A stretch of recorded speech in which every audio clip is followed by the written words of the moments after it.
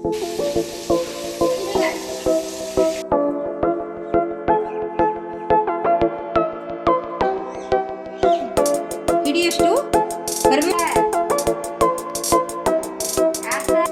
Guys, ಇವತ್ತು ನನ್ನ ಮಗನ ಬರ್ಡೇ ಇತ್ತು, ಅದಕ್ಕೆ ದಮ್ ಬಿರಿಯಾನಿ.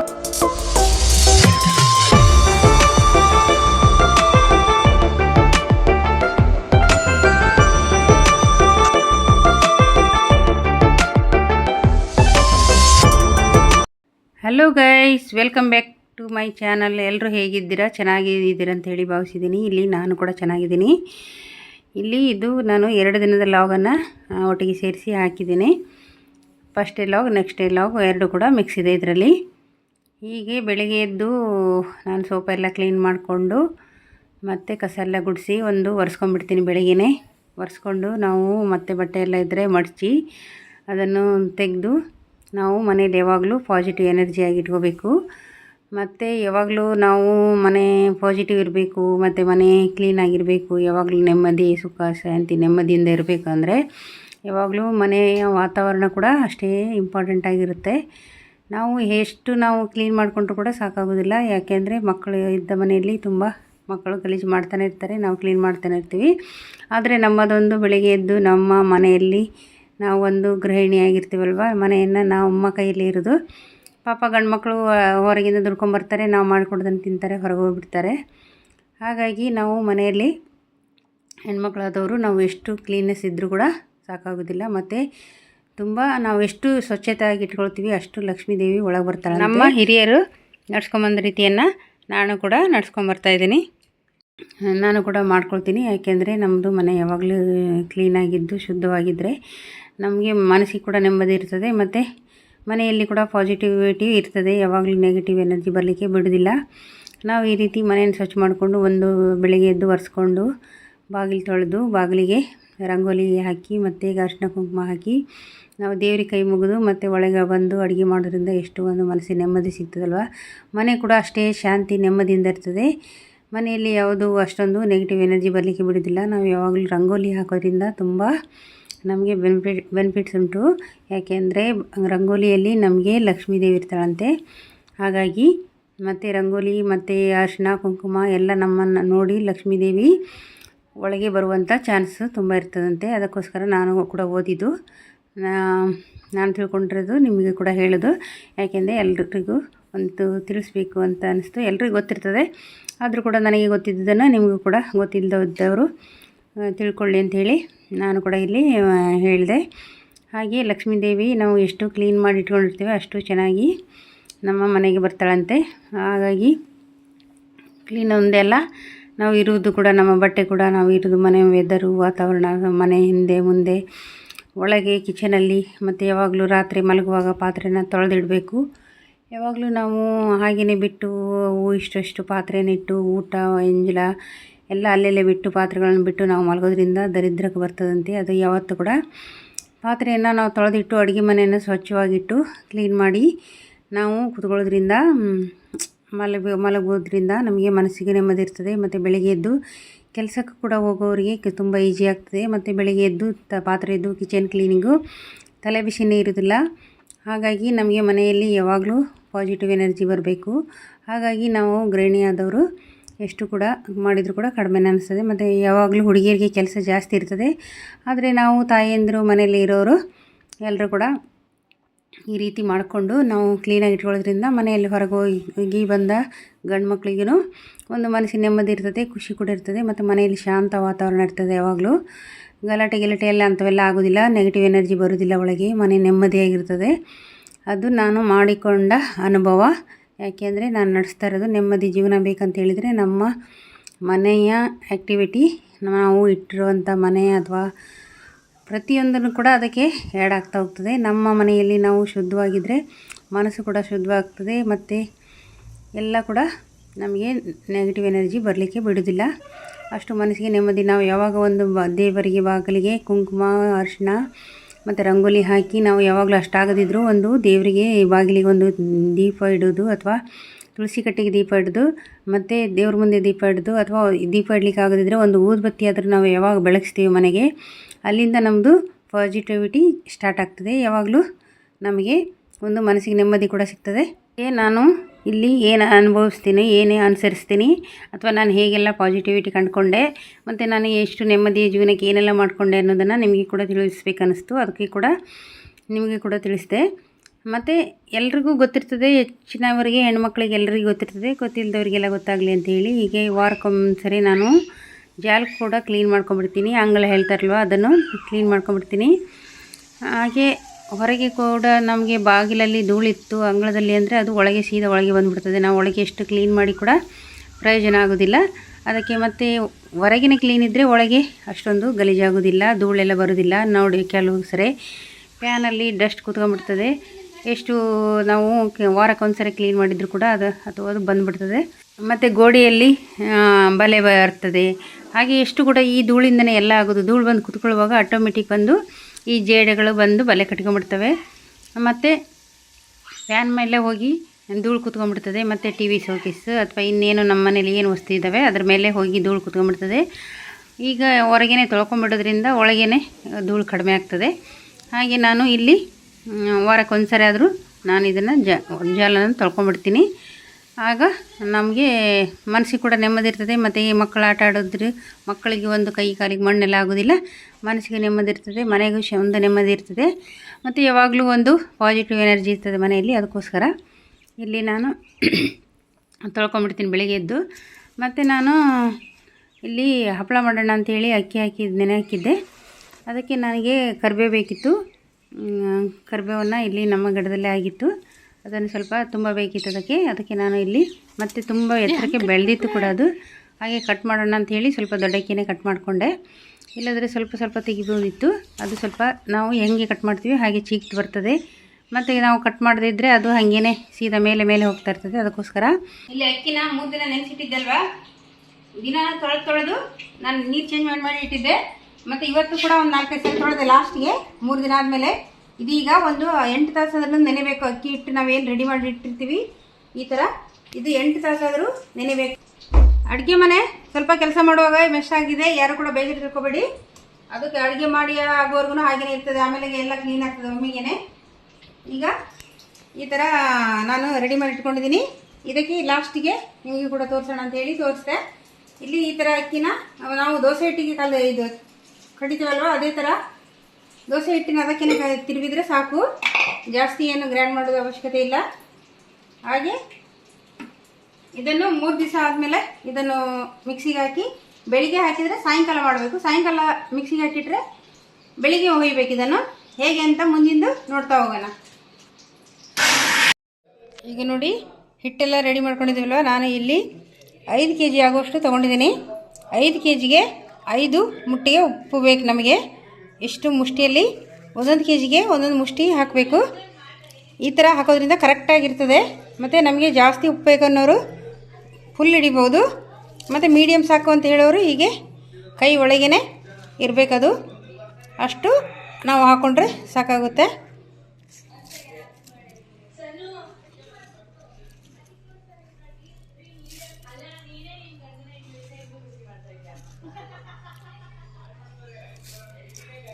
ಈಗ 5 kgಗೆ 5 ಮುಷ್ಟಿಯಷ್ಟು ಉಪ್ಪು ಹಾಕಿದೆ ನಾನು. ಇದಕ್ಕೆ ಸಾಕಾಗುತ್ತೆ. ಈಗ ಇದನ್ನು ಕೈ ಆಡಿಸಿ 8 ಗಂಟೆ ಅಥವಾ 9 ಗಂಟೆ ರೆಸ್ಟ್ ಮಾಡಲಿಕ್ಕೆ ಇಟ್ಬಿಡಬೇಕು. ಆಗ ಹಿಟ್ಟು ಕರೆಕ್ಟಾಗಿ ಚೆಂದ ಮಾಡಿ ನೆನೀತದೆ. ಇದಕ್ಕೆ ಈಗ ಮಸಾಲೆ ಎಲ್ಲ ರೆಡಿ ಮಾಡಬೇಕು. ಮಸಾಲೆ ಹೇಗೆ ರೆಡಿ ಮಾಡೋದು ಅಂತೇಳಿ ನಿಮಗೆ ತೋರಿಸ್ತೀನಿ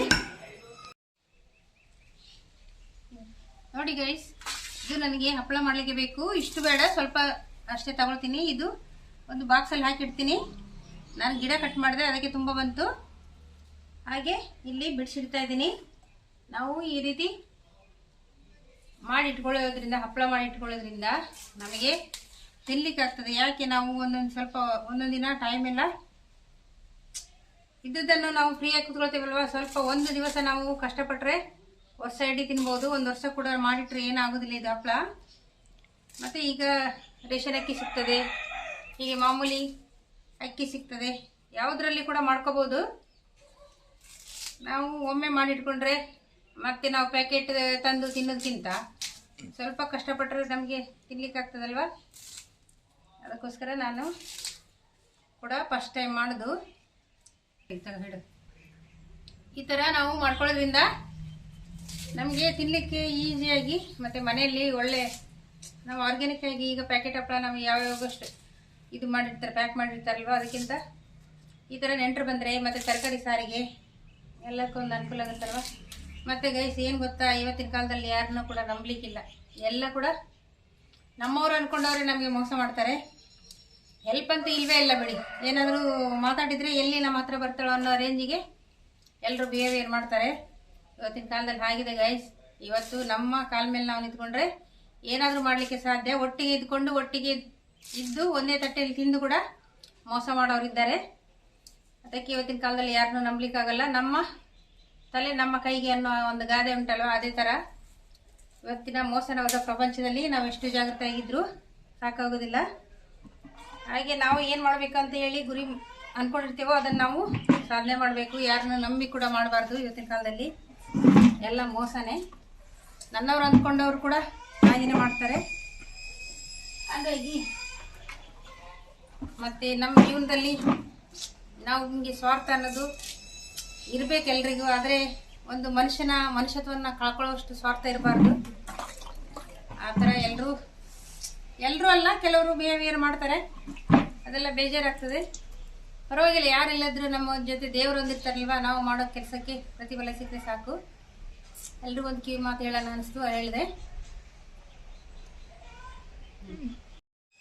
ಗೈಸ್, ಇದು ಜವಾರಿ ಬೆಳ್ಳುಳ್ಳಿ. ಇದು ತುಂಬ ಟೇಸ್ಟ್ ಆಗಿರ್ತದೆ. ಅದಕ್ಕೆ ನಾನು ಇದೇ ಬೆಳ್ಳುಳ್ಳಿ ಯಾವಾಗಲೂ ಸೆಲೆಕ್ಟ್ ಮಾಡೋದು. ಈ ಥರ ಎಲ್ಲ ಸಿಪ್ಪೆ ತೆಗೆದು ಇಟ್ಕೊಂಡ್ಬಿಡ್ಬೇಕು. ಯಾವಾಗಲೂ ಒಟ್ಟಿಗೆ ಇರಬಾರ್ದು.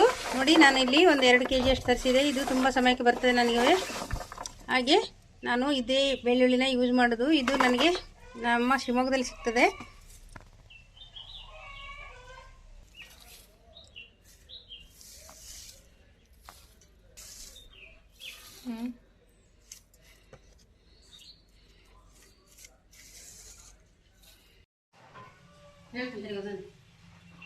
ಇಲ್ಲಿ ಕೊತ್ತಂಬರಿ ಸೊಪ್ಪು ತೊಗೊಂಡಿದ್ದೀನಿ. ಒಂದು 4 ದೊಡ್ಡ ನೀರುಳ್ಳಿ ಕಟ್ ಮಾಡಿ ಇಟ್ಕೊಂಡಿದ್ದೀನಿ. ನೀರುಳ್ಳಿನ ಹಾಕೋದ್ರಿಂದ ಟೇಸ್ಟ್ ಚೆನ್ನಾಗಿರ್ತದೆ. ನೀರುಳ್ಳಿ ಹಪ್ಪಳ ತುಂಬ ಟೇಸ್ಟಿಯಾಗಿ ಬರ್ತದೆ. ಅದಕ್ಕೋಸ್ಕರ ನೀರುಳ್ಳಿ ಹಾಕ್ಕೊಂಡೆ. ಇಲ್ಲಿ ಒಂದು ಸಣ್ಣ ಸ್ಪೂನಲ್ಲಿ, ಚಿಕ್ಕ ಸ್ಪೂನಲ್ಲಿ 5 kg ಅಕ್ಕಿ ಅಲ್ವಾ, 5 ಸ್ಪೂನು ನಾನು ಕೊತ್ತಂಬರಿ ಹಾಕ್ಕೊಂಡಿದ್ದೀನಿ. ಇಲ್ಲಿ 5 ಸ್ಪೂನ್ ನಾನು ಜೀರಿಗೆ ತೊಗೊಂಡಿದ್ದೀನಿ, ಟೇಸ್ಟ್ ಚೆನ್ನಾಗಿರ್ತದೆ ಅಂತ. ಮತ್ತು ಇಲ್ಲಿ ಒಂದು 5 ಸ್ಪೂನ್ ಆಗೋಷ್ಟು ನಾನು ಇಲ್ಲಿ ಚಿಲ್ಲಿ ಪೌಡ್ರ್ ತೊಗೊಂಡಿದ್ದೀನಿ. ಮತ್ತು ಇಲ್ಲಿ ಒಂದು ಹಿಡಿಯಷ್ಟು ಕರಿಬೇವು ತೊಗೊಂಡಿದ್ದೀನಿ, ಒಂದು ಹಿಡಿಯಷ್ಟು ಬೆಳ್ಳುಳ್ಳಿ ತೊಗೊಂಡಿದ್ದೀನಿ. ಇಷ್ಟು ಇದನ್ನು ಎಲ್ಲ ಸೇರಿ ಮಿಕ್ಸ್ ಮಾಡಿ ನಾವು ಏನು ಕಡ್ದಿಟ್ಟಿದ್ದೀವಲ್ವ ಅಕ್ಕಿ ಹಿಟ್ಟನ್ನು ಅದಕ್ಕೆ ಹಾಕಿ ಮಿಕ್ಸ್ ಮಾಡಿ ಇಟ್ಬಿಡಬೇಕು.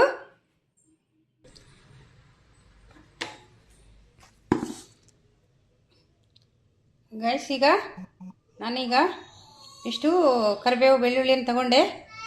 ಇದನ್ನೀಗ ನಾನು ಮಿಕ್ಸಿಗೆ ಹಾಕ್ಕೊಳ್ತೀನಿ. ಮಿಕ್ಸಿಗೆ ಹಾಕ್ಕೊಂಡು ಎಲ್ಲ ಐಟಮ್ ಏನು ರೆಡಿ ಮಾಡ್ಕೊಂಡಿದ್ವಿ ನಾನಿಲ್ಲಿ ಮಿಕ್ಸಿ ಮಾಡ್ಕೊಳ್ತೀನಿ. ಮಿಕ್ಸಿ ಮಾಡಿ ಆದಮೇಲೆ ನಿಮಗೆ ತೋರಿಸ್ತೀನಿ. ಇಲ್ಲಿ ನಾನು ಮಿಕ್ಸಿಯಲ್ಲಿ ಹಾಕಿ ಇದಕ್ಕೆಲ್ಲ ಹಾಕ್ಕೊಂಡೆ. ಈಗ ಅಕ್ಕಿ ಹಿಟ್ಟೇನಿತ್ತು ಅದಕ್ಕೆ ಸಾಮಾನೇನು ರೆಡಿ ಮಾಡ್ಕೊಂಡಿದ್ದೆ, ಮಿಕ್ಸಿಗೆ ಹಾಕಿದೆ. ಹಾಕಿ ಇಲ್ಲಿ ನಮಗೆ ಇದೇ ಹದ ಇರಬೇಕು. ತುಂಬ ತೆಳು ಕೂಡ ಆಗಬಾರ್ದು, ತುಂಬ ದಪ್ಪ ಕೂಡ ಆಗಬಾರ್ದು. ಬಿಟ್ಟರೆ ನಮಗೆ ಪ್ಲೇಟಲ್ಲಿ ಹಾಕಿದರೆ ಅದು ಆಚೆ ಈಚೆ ಹರಿದಾಡಬೇಕು. ಆ ರೀತಿ ಇರಬೇಕು. ನಾವು ಯಾವ ಕಡೆ ತಿರುಗಿಸ್ತೀವಿ ಆ ಕಡೆ ತಿರುಗಬೇಕದು. ಅಷ್ಟು ಅದಕ್ಕೆ ಆದರೆ ಸಾಕು. ಇದು ಈಗ ಪರ್ಫೆಕ್ಟಾಗಿ ಆಗಿದೆ. ಇದನ್ನು ಕರೆಕ್ಟು 8 ಅವರ್ ನಾವು ನೆನೆಯಲಿಕ್ಕೆ ಬಿಡುವ. ಈ ಥರ ಮಸಾಲೆ ಹಾಕೋದ್ರಿಂದ ಟೇಸ್ಟ್ ತುಂಬ ಚೆನ್ನಾಗಿರ್ತದೆ. ಅದಕ್ಕೋಸ್ಕರ ನೀರುಳ್ಳಿ ಹಾಕಿದ್ದೇವೆ, ಕೊತ್ತಂಬರಿ ಹಾಕಿದ್ದೇವೆ, ಜೀರಿಗೆ ಹಾಕಿದ್ದೇವೆ, ಬೆಳ್ಳುಳ್ಳಿ ಹಾಕಿದ್ದೇವೆ, ಮತ್ತು ಕರಿಬೇವು ಹಾಕಿದ್ದೇವೆ, ಕೊತ್ತಂಬರಿ ಸೊಪ್ಪು ಹಾಕಿದ್ದೇವೆ. ಹಾಗೆ ಇಷ್ಟೆಲ್ಲ ಹಾಕಿರೋದ್ರಿಂದ ಮತ್ತು ಖಾರ ಪುಡಿ ಟೇಸ್ಟು ತುಂಬ ಚೆನ್ನಾಗಿರ್ತದೆ. ಇದು ಕಾಳಿನ ಹಪ್ಪಳ ಥರ ಒಂದು ಟೇಸ್ಟ್ ಬರ್ತದೆ. ತುಂಬ ಟೇಸ್ಟಿಯಾಗಿರ್ತದೆ ಇದು. ಹಾಗೆ ಫೈನಲಿ ಇಷ್ಟೆಲ್ಲ ರೆಡಿ ಆಯ್ತು. ಈಗ ಇದನ್ನು ನಾವು 8 ಅವರ್ ರೆಸ್ಟ್ ಮಾಡಲಿಕ್ಕೆ ಬಿಡುವ.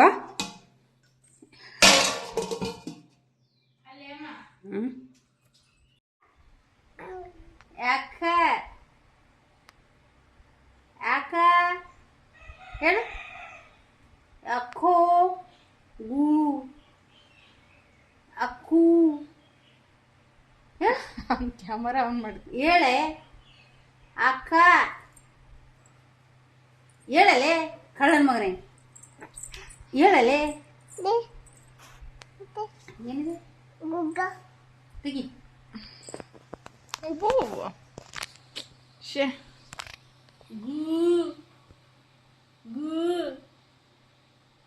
ಹೇಳೆ ಮತ್ತೆ ಯಾಕೆ ಮಾತ್ರ ನಿಲ್ಲಿಸಿದೆ? ಗುಗು ಗುಗು ಹೇಳು ಯಾಕ ಹೇಳು ಯಾಕ ಯಾಕೆ ಹೇಳು ಮಕ್ಕಳು ಯಾಕ ಮಗ ಯಾಕ ಯಾಕ ಹೆಂಗೆ ಯಾಕ ಹೇಳು ಯಾಕ ಯಾಕ ಹೇಳು ಗುಂಡು ಗುಂಡು ಗುಂಡು ಗುಂಡು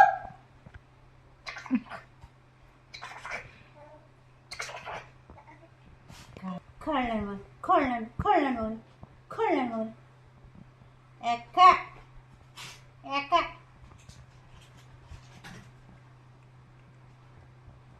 ಗುಂಡೆ ಗುಂಡೆ ಗುಂಡೆ ಗುಂಡೆ. ಗೈಸ್, ಇಲ್ಲಿ ನನ್ನ ಮಗನ ಬರ್ಡೇ ಇತ್ತು. ಹಾಗೆ ಬರ್ಡೇ ಸೆಲೆಬ್ರೇಷನ್ ಮಾಡೋಣ ಅಂತೇಳಿ ಏನು ತುಂಬ ಗ್ರ್ಯಾಂಡ್ ಏನು ಮಾಡಲಿಲ್ಲ. ಜಸ್ಟ್ ಒಂದು ಕೇಕ್ ತರಿಸಿದ್ವಿ, ಮನೇಲಿ ಚಿಕನ್ ಬಿರಿಯಾನಿ ಮಾಡಿದ್ವಿ ಅಷ್ಟೇ, ಬಿಟ್ಟರೆ ಬೇರೆ ಏನೂ ಮಾಡಲಿಲ್ಲ. ನಾವೇ ತಾಯಿ ಮಕ್ಕಳು ನಾವೇ ಕಟ್ ಮಾಡಿದ್ವಿ, ಮೊಮ್ಮಕ್ಕಳೆಲ್ಲ ಸೇರಿಕೊಂಡು ಮಾಡಿದ್ವಿ. ಹಾಗೆ ಜಸ್ಟ್ ಒಂದು ಸಿಂಪಲ್ ಒಂದು ಕೇಕ್ ತಂದು ಕಟ್ ಮಾಡಿಸಿದ್ವಿ ಮಗನ ಹತ್ರ. ಮತ್ತು ಮನೆಯಲ್ಲಿ ಚಿಕನ್ ಪದಾರ್ಥ ಮತ್ತು ಚಿಕನ್ ಬಿರಿಯಾನಿ ಎಲ್ಲ ಮಾಡಿದ್ವಿ. ಹಾಗೆ ಎಲ್ಲರೂ ಕೂಡ ಬರ್ತ್ಡೇನ ಕೇಕ್ ಕಟ್ ಮಾಡಿ ಆದಮೇಲೆ ಎಲ್ಲರೂ ತಿಂದು, ಮತ್ತು ಚಿಕನ್ ಬಿರಿಯಾನಿ ರೆಡಿ ಆಗಿತ್ತಲ್ವ, ಅವನಿಗೆ ಸರ್ಪ್ರೈಸ್ ಕೊಡೋಣ ಅಂಥೇಳಿ ಅವನಿಗೆ ಏನು ಮಾಡೋದಿಲ್ಲ ಅಂತೆಲ್ಲ ಹೇಳಿದ್ವಿ. ಅವನಿಗೆ ಗೊತ್ತಿರಲಿಲ್ಲ ನಾವು ಬಿರಿಯಾನಿ ಎಲ್ಲ ಮಾಡ್ತೀವಿ, ಕೇಕೆಲ್ಲ ತರಿಸ್ತೀವಿ ಅಂತ ಹೇಳಿ. ಹಾಗೆ ನಾವು ಕೇಕೆಲ್ಲ ಅವ್ನು ಬರೋದ್ರೊಳಗೆ ಅವನು ಏನು ಬೇಡ ಅಂತ ಹೇಳಿ ನಾವು, ಆದರೆ ಒಂದು ಅವನಿಗೆ ಗೊತ್ತಿಲ್ಲದಾಗೆ ಮಗನಿಗೆ ಅವ್ನು ಕೆಲಸಕ್ಕೆ ಹೋಗಿ ಬರೋಷ್ಟರಲ್ಲಿ ನಾವು ಒಂದು ಕೇಕನ್ನು ತರಿಸಿ ಮನೇಲಿ ಬಿರಿಯಾನಿ ಎಲ್ಲ ಮಾಡಿಟ್ಟಿದ್ವಿ. ಹಾಗೆ ಅವ್ನು ಬರುವಾಗ ಒಂದು ಸರ್ಪ್ರೈಸ್ ಕೊಡುವ ಅಂಥೇಳಿ. ಆದರೆ ಅವನಿಗೆ ಗೊತ್ತಾಯಿತು, ಮನೆಯಲ್ಲಿ ಪರಿಮಳ ಬರೋದೆಲ್ಲ ನೋಡಿ ಅವನಿಗೆ ಗೊತ್ತಾಯಿತು ಈ ಥರ ಏನೋ ಸ್ಪೆಷಲ್ ಇದೆ ಅಂಥೇಳಿ ಗೊತ್ತಾಯಿತು. ಆದರೆ ನಾವು ಕರೆಯುವಾಗ ಡೌಟ್ ಬಂತು, ಮತ್ತು ಗೊತ್ತಾಯಿತು. ಹಾಗೇನು ಅಷ್ಟೊಂದು ರಿಯಾಕ್ಟ್ ಮಾಡಲಿಲ್ಲ, ಮತ್ತು ನಾರ್ಮಲ್ ಆಗಿ ಇದ್ದ. ಹಾಗೆ ಕೇಕೆಲ್ಲ ಕಟ್ ಮಾಡಿದ್ವಿ.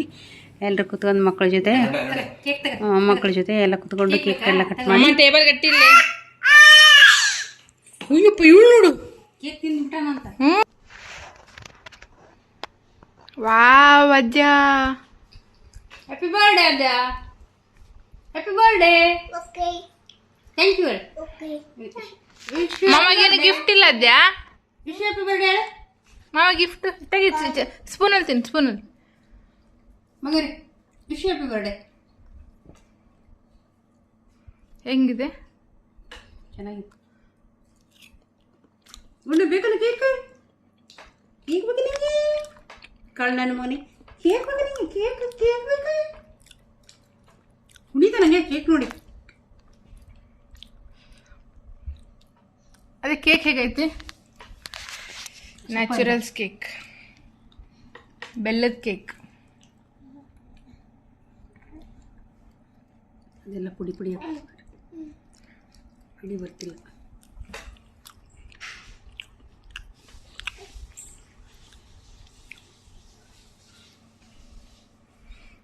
ಅದೇನು ಬಹುದಿನದ ಬಯಕೆ ಕೇಕು. ಹೆಂಗಿದೆ ಅದೇ ಕೇಕು? ಮಗರಿ ಕೇಕ್ ಹೆಂಗಿದೆ? ತಿನ್ನಿ. ಸೂಪರ್ ಆಯ್ತಾ? ಹೆಂಗಿದೆ ತೋರ್ಸು.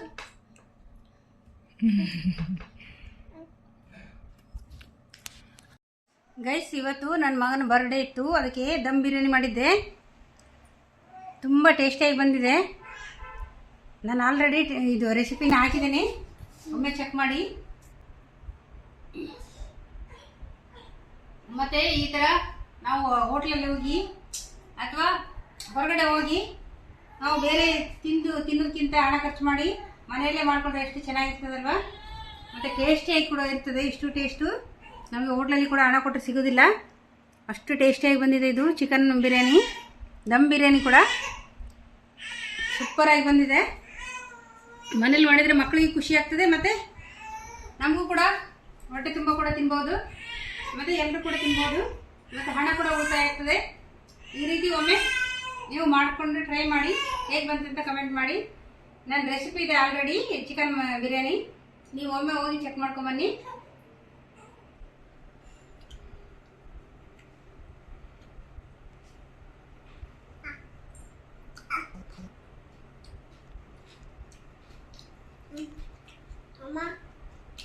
ಸೂಪರ್ ಆಗಿದೆ.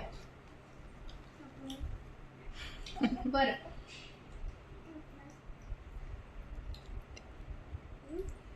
ಬಿರಿಯಾನಿ ತಿನ್ಬೇಕು ಅನಿಸಿದಾಗ ನಾವು ಹೋಟ್ಲಲ್ಲಿ ಹೋಗಿ ಹಣ ಕೊಟ್ಟು ತಿಂತೀವಲ್ವಾ, ಎಷ್ಟು ಚಂದ ಬಂದಿದೆ ನೋಡಿ, ಉದ್ರಾಗಿ. ದಮ್ ಬಿರಿಯಾನಿ ತುಂಬ ಟೇಸ್ಟಿಯಾಗಿರ್ತದೆ. ಈ ನಾರ್ಮಲ್ ಈ ಥರ ಬಿರಿಯಾನಿಗಿಂತ ದಮ್ ಬಿರಿಯಾನಿ ನನಗೆ ತುಂಬ ಇಷ್ಟ. ಅದಕ್ಕೆ ನಾನು ದಮ್ ಬಿರಿಯಾನಿ ಮಾಡ್ಕೊಳ್ಳೋದು ಯಾವಾಗಲೂ.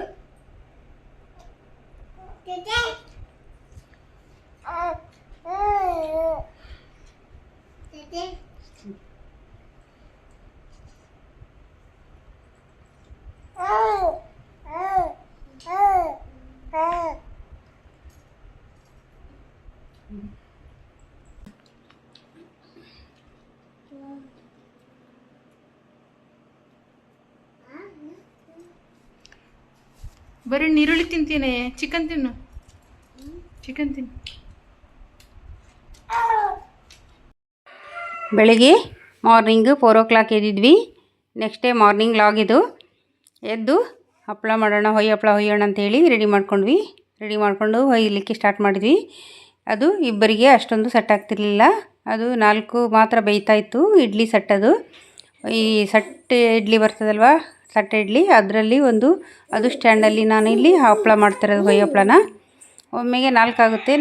ನಮಗೆ 4 ಜನಕ್ಕೆ ಚಿಕ್ಕ ಸಾಕು ಅಂಥೇಳಿ ನಾನು ಚಿಕ್ಕ ಸ್ಟ್ಯಾಂಡ್ ತೊಗೊಂಡಿದ್ದೆ, ಅದರಲ್ಲೇ ಮಾಡ್ತಾಯಿದ್ದೀನಿ. ಈಗ ಹಪ್ಪಳಕ್ಕೆ ಅಂತಲೇ ಬೇರೆ ಸ್ಟ್ಯಾಂಡ್ ಸಿಗ್ತದೆ, ಆದರೆ ಅದು ನನ್ನ ಹತ್ರ ಇರಲಿಲ್ಲ. ಅದಕ್ಕೋಸ್ಕರ ನಾನು ಇಲ್ಲಿ ತಟ್ಟೆ ಇಡ್ಲಿ ಸ್ಟ್ಯಾಂಡ್ ತೊಗೊಂಡು ಅದರಲ್ಲೇ ಮಾಡೋಣ ಅಂಥೇಳಿ ಮಾಡ್ತಾಯಿದ್ದೆ. ಮಾಡಲಿಕ್ಕಾಗ್ತದೆ. ಸಿಂಗಲ್ ಪ್ಲೇಟ್ ಕೂಡ ಇಟ್ಟು ಮಾಡ್ಕೊಳ್ಳಿಕ್ಕಾಗ್ತದೆ. ಸ್ವಲ್ಪ ಅಕ್ಕಿ ಹಾಕಿ ಈ ಮಸಾಲೆ ಎಲ್ಲ ಕಡೆದಾಕಿ ನಾವು ಹೇಗೆ ಇಡ್ಲಿಯನ್ನು ಹಬೆಯಲ್ಲಿ ಬೇಯಿಸ್ತೇವೆ ಅದೇ ರೀತಿ ಹಪ್ಪಳವನ್ನು ಕೂಡ ಒಂದು ಪ್ಲೇಟ್ ಇಟ್ಟು ನಮಗೆ ಮಾಡ್ಕೊಳ್ಳಿಕ್ಕಾಗ್ತದೆ. ಖಾಲಿ ನೀರು ಕುದಿಲಿಕ್ಕಿಟ್ಟು ಇದು ಒಂದು ಇಡ್ಲಿ ಪಾತ್ರೆನ ಒಂದು ಪ್ಲೇಟನ್ನಿಟ್ಟು ಅದ್ರ ಮೇಲೆ ನಮಗೊಂದು ಪ್ಲೇಟನ್ನಿಟ್ಟು ಮಾಡ್ಕೊಳ್ಳಿಕ್ಕಾಗ್ತದೆ. ಹಾಗೆ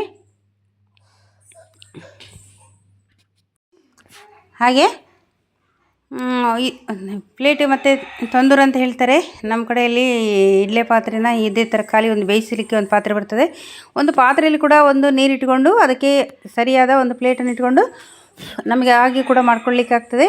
ಅದು ಹಬೆಯಲ್ಲಿ ಬೇಯಬೇಕಷ್ಟೇ, ಬೇರೆ ಏನೂ ಮಾಡಬೇಕಾಗಿಲ್ಲ. ಅದರಲ್ಲಿ ಹಬೆಯಲ್ಲಿ ಬೇಯಿಸೋದು, ತೆಗೆಯೋದು, ಮತ್ತು ಇನ್ನೊಂದು ರೆಡಿ ಮಾಡಿ ಇಟ್ಕೊಂಡು ಹಿಟ್ಟಾಕಿ ಸ್ವಲ್ಪ ಪ್ಲೇಟಲ್ಲಿ ಅಗಲ ಮಾಡಿ ಮತ್ತು ಅದನ್ನು ಕೂಡ ನಾವು ಇನ್ನೊಂದು ಪ್ಲೇಟ್ ಇಟ್ಕೊಂಡ್ರೆ ಆಯಿತು. ಹಾಗೆ ಇಲ್ಲಿ ಅದು ಕೂಡ ಆಗ್ತಾಯಿತ್ತು. ಈಚೆಯಿಂದ ಮಗಳು ಆಲೂ ಪರೋಟ ಮಾಡ್ತಿದ್ಲು. ನಾನು ಹೇಳಿದೆ ಬೆಳಿಗ್ಗೆ ತಿಂಡಿಗೆ ಮಾಡಬೇಕಂತ. ಮಕ್ಕಳು ಮಲಗಿದ್ರು, ಯಾಕೆಂದರೆ ವ್ಯಾಕ್ಸಿನ್ಗೆ ಹೋಗಬೇಕಿತ್ತು ನಮಗೆ. ಇವತ್ತು ಪಾಪುಗೆ ವ್ಯಾಕ್ಸಿನ್ ಇತ್ತು, 3.5 ಮಂತಿದು.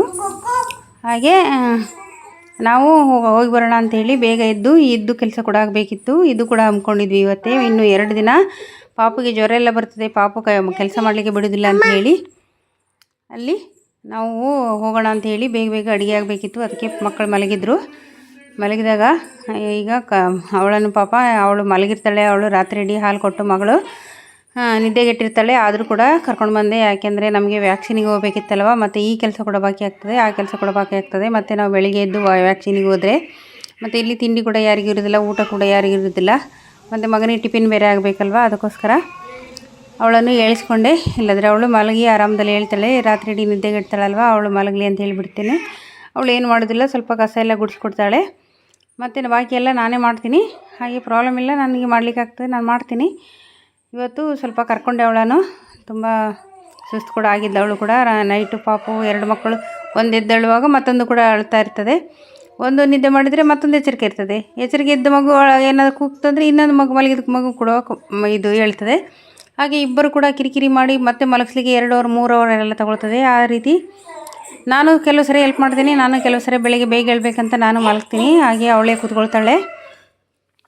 ಹಾಗೆ ಕಷ್ಟ ಆಗ್ತದೆ ಅವಳಿಗೆ, ಅದಕ್ಕೋಸ್ಕರ ನಾನು ಹೇಳಿಸೋದಿಲ್ಲ. ಇವತ್ತು ಹೇಳಿಸಿದೆ, ಯಾಕೆ ಅಂದರೆ ಅನಿವಾರ್ಯ ಇತ್ತು. ಮತ್ತು ಬೆಳಿಗ್ಗೆ ನಾನು ಇದನ್ನೇ ಮಾಡಿ ನನಗೆ 8-9 ಗಂಟೆ ಇದೇ ಬೇಕಿತ್ತು, ಮಾಡಿ ಮುಗಿಸುವಷ್ಟರಲ್ಲಿ. ಮತ್ತು ಯಾರಿಗೆ ತಿಂಡಿ ಆಗಬೇಕಿತ್ತು, ಮಗನಿಗೆ ಟಿಫಿನ್ನು, ಮತ್ತು ಮಧ್ಯಾಹ್ನಕ್ಕೆ ಊಟಕ್ಕೆ ಎಲ್ಲವೂ ಆಗಬೇಕಿತ್ತು. ಆಚೆಯಿಂದ ನಾನು ಈಚೆ ಹಪ್ಪಳ ಹಾಕಿ ರೆಡಿ ಮಾಡಿ ಇಡ್ತಾಯಿದ್ದೆ. ಮತ್ತು ಈಚೆಯಿಂದ ಪದಾರ್ಥಕ್ಕೆ ಎಲ್ಲ ರೆಡಿ ಮಾಡಿ ಕೊಟ್ಟೆ. ಅವಳು ಪದಾರ್ಥ ಕೂಡ ಮಾಡಿದ್ಲು, ಚಿಕನ್ ಪದಾರ್ಥ ಮಾಡಿದ್ಲು. ಮತ್ತು ಇಲ್ಲಿ ಆಲೂ ಪರೋಟ ಕೂಡ ಮಾಡಿದ್ಲು. ಹಾಗೆ ಅವಳು ತಿಂಡಿಗೆಲ್ಲ ರೆಡಿ ಮಾಡಿದ್ಲು. ಈಚೆಯಿಂದ ನಾವು ಕೂಡ ದೋಸೆ ಇದು ಪರೋಟ ಎಲ್ಲ ಮಾಡಿಕೊಂಡು ಮತ್ತು ಚಟ್ನಿ ಎಲ್ಲ ಮಾಡಿಕೊಂಡು ಅದನ್ನು ತಿಂದು ನಾವು ಕೂಡ ಹೊರಟ್ವಿ.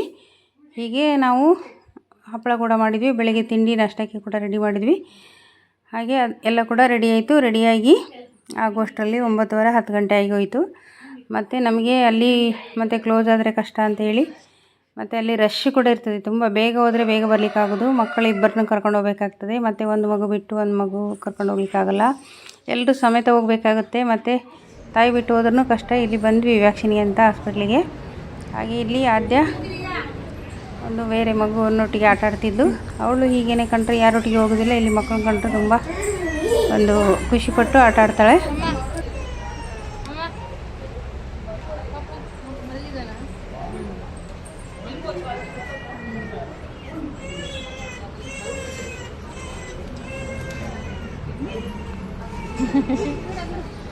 ಬೀಳ್ತೀರಿ, ಹುಷಾರು ಬೀಳ್ತೀರಿ. ಇಲ್ಲಿ ಮೇಲೆ ಬನ್ನಿ. ಹಾಗೆ ಮಕ್ಕಳು ಆಟ ಆಡ್ಕೊಂಡಿದ್ರು. ನಾನಿಲ್ಲಿ ಆರ್ಯನ ಕರ್ಕೊಂಡು ಕೂತ್ಕೊಂಡಿದ್ದೆ. ಮಕ್ಕಳನ್ನು ಎಷ್ಟು ಜಾಗ್ರತೆಯಲ್ಲಿ ನೋಡಿಕೊಂಡ್ರು ಕಡಿಮೆ. ಮೊನ್ನೆ ಒಂದು ನ್ಯೂಸ್ ಆಗಿತ್ತಲ್ವ, ದಾಸವಾಳ ತಿಂದು ಮಗು ಸಾವನ್ನಪ್ಪಿತಂತೇಳಿ ಕೇಳಿ ತುಂಬ ಬೇಜಾರಾಯಿತು. ನಾವು ಮಕ್ಕಳನ್ನು ಎಷ್ಟು ಕೇರ್ಫುಲ್ಲಾಗಿ ನೋಡಿದ್ರು ಕೂಡ ಕಡಿಮೆನೇ. ಒಂದು ಸೆಕೆಂಡಲ್ಲಿ ಹೋಗಿ ಏನೇನೋ ಮಾಡಿಬಿಡ್ತಾರೆ. ಮೊನ್ನೆ ನನ್ನ ಮೊಮ್ಮಗಳು ಔಷಧಿ ಬಾಟ್ಲ್ ಇಟ್ಟು, ನಾನು ಒಂದು ವಿಟಮಿನ್ ಸಿರಪ್ ಇತ್ತು ನನ್ನ ಹತ್ರ, ಅದನ್ನು ನಾನು ಟಿ ವಿ ಶೋಕೇಸಲ್ಲಿಟ್ಟು ಜಸ್ಟ್ ಒಳಗೆ ಹೋಗಿ ಬರುವಷ್ಟರಲ್ಲಿ ಅದನ್ನು ಬಾಯಿ ಓಪನ್ ಮಾಡಿಬಿಟ್ಟು ಇಡೀ ಸೋಫಾದ ಮೇಲೆ ಹಾಕಿ ಅರ್ಧ ಕೆಳಗೆ ಅರ್ಧ ಸೋಫಾದ ಮೇಲೆಲ್ಲ ಹಾಕಿಬಿಟ್ಟಿದ್ಲು. ಹಾಗೆ ಒಂದು ವೇಳೆ ಕುಡಿದಿದ್ರೆ ಗತಿ ಹೇಗೆ, ಅಷ್ಟು ವಿಟಮಿನ್ ಸಿರಪನ್ನು. ಹಾಗೆ ಅದಕ್ಕೋಸ್ಕರ ಮಕ್ಕಳ ಕೈಗೆ ಸಿಗಲಿಕ್ಕೇ ಇಡಬಾರ್ದು. ಆದರೂ ಒಮ್ಮೆ ಮೋಸ ಆಗ್ತದೆ, ಏನು ಮಾಡಲಿಕ್ಕಾಗೋದಿಲ್ಲ. ಆದರೆ ನಮ್ಮ ಕಡೆಯಿಂದ ಎಷ್ಟು ಜಾಗ್ರತೆ ಆಗ್ತದೋ ಅಷ್ಟು ಜಾಗ್ರತೆ ಮಾಡಬೇಕು. ಆ ಮಗುನ ವಿಷಯ ಕೇಳಿ, ದಾಸವಾಳ ತಿಂದ ಮಗು ಡೆತ್ ಆಯಿತು ಅಂತ ಕೇಳಿ ತುಂಬ ಬೇಜಾರಾಯಿತು. ಮನೆಯಲ್ಲಿ ದೇವರಿಗೆ ಅಂತ ಹೇಳಿ ನಾವು ದಾಸವಾಳ ಇಡ್ತೇವೆ. ದೇವರಿಗೆ ಇಟ್ಟ ದಾಸವಾಳನ ತಿಂದು ಮಗು ಹಿಂಗಾಯಿತು ಅಂದರೆ ಇದು ಹೆಂಗೆ ಮಾಡೋದು, ದೇವ್ರ ಮೇಲೆ ಕೆಲವು ಸಲ ಬೇಜಾರಾಗಿಬಿಡ್ತದೆ ಹಿಂಗೆಲ್ಲ ಆಯಿತು ಅಂತ. ಆದರೆ ಏನು ಮಾಡೋದು, ಸಿಚುವೇಶನ್ ಹಂಗಿತ್ತು. ಮತ್ತು ಅವಳ ಹಣೆಬರನೆ ಅಷ್ಟಿತ್ತೇನೋ, ನಾವು ಹಾಗೆ ತಿಳ್ಕೊಂಡು ಸುಮ್ಮನಾಗಬೇಕಷ್ಟೇ. ಮತ್ತು ಇರುವ ಮಕ್ಕಳನ್ನು ನಾವು ನಮ್ಮಿಂದ ಎಷ್ಟು ಜಾಗ್ರತೆ ಆಗ್ತದೆ ಅಷ್ಟು ಜಾಗ್ರತೆಯಿಂದ ನೋಡ್ಕೊಳ್ಬೇಕು. ಮತ್ತು ಕೂಡ ನಾವು ಕಣ್ಣು ತಪ್ಪಿಸಿ ಕೆಲವು ಹಿಂಗೆ ಈ ಥರ ಎಲ್ಲ ಆಗ್ತಾಯಿರ್ತದೆ, ಏನು ಮಾಡಲಿಕ್ಕಾಗೋದಿಲ್ಲ. ಅದು ವಿಧಿ ಹಣೆ ಬರ ಕೂಡ. ಆದರೂ ನಮ್ಮ ಜಾಗ್ರತೆನ ನಾವು ಮಾಡಲೇಬೇಕು. ವಿಧಿ ಹಣೆ ಬರ ಅಂತೇಳಿ ಸುಮ್ಮನೆ ಕೂಡ ಕೂತ್ಕೊಳ್ಳಿಕ್ಕಾಗೋದಿಲ್ಲ. ನಮ್ಮ ಆರ್ಯ ಬೇಬಿಗೆ ವ್ಯಾಕ್ಸಿನ್ ಇತ್ತು, 3.5 ತಿಂಗಳಿದು. ಹಾಗೆ ವ್ಯಾಕ್ಸಿನ್ಗೆ ಹೋಗಿದ್ವಿ. ನಾವು ಹಪ್ಪಳ ಮಾಡ್ತಾಯಿದ್ವಿ, ಆದರೂ ಕೂಡ ಬಿಟ್ಟು ಹೋದ್ವಿ. ಮಕ್ಕಳಿಗೆ ವ್ಯಾಕ್ಸಿನ್ ಕೊಡಿಸೋದು ಎಷ್ಟು ಇಂಪಾರ್ಟೆಂಟ್ ಅಲ್ವಾ. ನಮ್ಮ ಕೆಲಸ ಯಾವಾಗಲೂ ಇರ್ತದೆ. ಕೆಲಸವನ್ನು ನಾವು ಆಮೇಲೆ ಕೂಡ ಮಾಡ್ಕೋಬೋದು. ಹಪ್ಪಳ ಅಂದರೆ ಅಷ್ಟು ಬೇಗ ಆಗೋದಿಲ್ಲ. ಅದು ತುಂಬ ಒಂದು ಕಿರಿಕಿರಿ ಕೆಲಸ ಆಗಿರ್ತದೆ. ಮತ್ತು ಅದು ಒಂದು ಫುಲ್ ಡೇ ಟೈಮ್ ತಗೊಳ್ತದೆ. ಮತ್ತು ಅದಕ್ಕೆ ಜನ ಕೂಡ ಬೇಕು. ತುಂಬ ಜನ ಇದ್ದರೆ ಬೇಗ ಕೂಡ ಆಗ್ತದೆ. ಆದರೆ ನಾವಿಬ್ಬರೇ ಇರೋದು, ಒಬ್ಬರು ಮಗುನ ಇಟ್ಕೊಳ್ಳೋದು, ಒಬ್ಬರು ಕೆಲಸ ಮಾಡೋದು, ಆ ಥರ ಮಾಡಬೇಕು. ಅದಕ್ಕೋಸ್ಕರ ಇದು ಇನ್ನೂ ಬಾಕಿ ಇತ್ತು. ಮತ್ತು ಮಧ್ಯದಲ್ಲಿ ತಿಂಡಿ ಆಗಬೇಕಿತ್ತು, ಊಟ ಆಗಬೇಕಿತ್ತು, ಅಡುಗೆ ಆಗಬೇಕಿತ್ತು, ಮಗನಿಗೆ ಟಿಫಿನ್ ಆಗಬೇಕಿತ್ತು. ಆದರೂ ಕೂಡ ಅದನ್ನೆಲ್ಲ ಮಾಡಿಕೊಂಡು ಮ್ಯಾನೇಜ್ ಮಾಡಿಕೊಂಡು ಇನ್ನೂ ಹಪ್ಪಳವನ್ನು ಬಾಕಿ ಇಟ್ಟು ಮತ್ತು ಹೋಗಿ ವ್ಯಾಕ್ಸಿನ್ ಎಲ್ಲ ಮಾಡ್ಕೊಂಬಂದ್ವಿ ಪಾಪುಗೆ. ಈಗ 3.5 ತಿಂಗಳಿದೆ ವ್ಯಾಕ್ಸಿನು. ಇನ್ನೂ 9 ತಿಂಗಳಿಗೆ ಬರಲಿಕ್ಕೆ ಹೇಳಿದ್ದಾರೆ. ಎಷ್ಟು ನಮ್ಮದು ಬಿಜಿ ಇದ್ದರೂ ಕೂಡ ಮಕ್ಕಳಿಗೆ ವ್ಯಾಕ್ಸಿನ್ ಒಂದು ನಾವು ಕಡಿಮೆ ಮಾಡಬಾರ್ದು. ಹಾಗೆ ಇಷ್ಟೆಲ್ಲ ಮಾಡ್ಕೊಂಡ್ವಿ ಇಲ್ಲಿವರೆಗೂ. ಮಧ್ಯಾಹ್ನವರೆಗೂ ಆಯಿತು, ಬೆಳಗ್ಗೆಯಿಂದ ಸ್ಟಾರ್ಟ್ ಮಾಡಿ. ಇನ್ನು ಮಧ್ಯಾಹ್ನ ಅವನಿಗೆ ಜ್ವರ ಬರ್ತದೆ ಹೇಳಿದ್ದಾರೆ. ಅದು ಇಂಜೆಕ್ಷನ್ಗೆ ಜ್ವರ ಬರ್ತದೆ ಕೂಡ. ಹಾಗಾಗಿ ಅವನನ್ನು ಹಿಡಿಬೇಕು. ಅವನು ತುಂಬ ಕಿರಿಕಿರಿ ಮಾಡ್ತಿರ್ತಾನೆ, ತುಂಬ ಅಳ್ತಿರ್ತಾನೆ, ತುಂಬ ನೋವಾಗ್ತದಂತೆ ಕೂಡ. ಅದು 3.5 ತಿಂಗಳಿದು. ಹಾಗೆ ಜ್ವರ ಕೂಡ ಬರ್ತದೆ. ಹಾಗೆ ತುಂಬ ಅವನನ್ನು ನೋಡಿಕೊಂಡು ಅವನನ್ನು ಮ್ಯಾನೇಜ್ ಮಾಡಿಕೊಂಡು ಮತ್ತು ಹಪ್ಪಳ ಕೂಡ ಮಾಡ್ಕೋಬೇಕು. ಯಾವುದೆಲ್ಲ ಆಗ್ತದೆ, ಏನೆಲ್ಲ ಮಾಡ್ತೀವಿ ಮತ್ತು ಆದರೆ ನಿಮ್ಗೆ ಕೂಡ ತೋರಿಸೋಂಥ ಪ್ರಯತ್ನ ಮಾಡ್ತೀನಿ. ವೆಯ್ಟ್ ಮಾಡಿ, ಕೀಪ್ ವಾಚಿಂಗ್.